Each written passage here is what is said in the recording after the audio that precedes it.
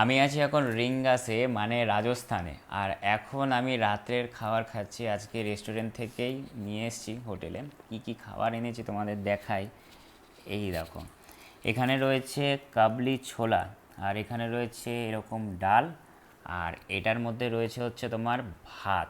এই দেখো, চলো ভাত ঢেলে দিই, পুরো কন্টেনারে দিয়েছে। এই ফাইনালি ঢেলে দিলাম, দেখো কি সুন্দর, বলতে পারো সেভ হয়ে গেল। আর এদিকে যদি আমি দেখি, দেখো কাবলি ছোলাগুলোর দানা দেখেছো কত বড় বড়।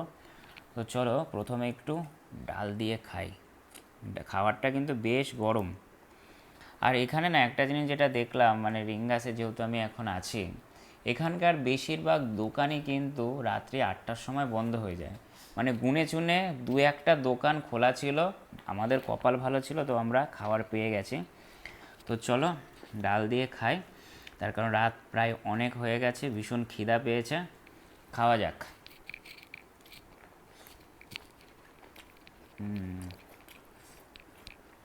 খাবারটা বেশ ভালো, গরম খাবার।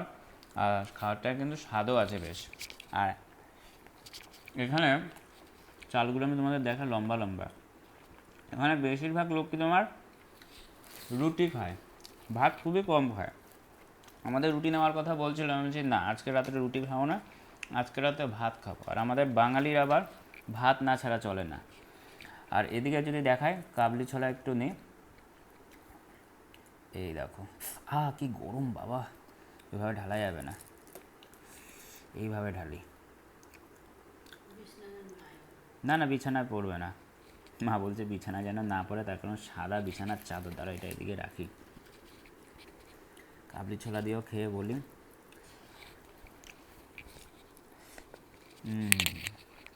কাবলি ছোলাটাও খেতে দুর্দান্ত।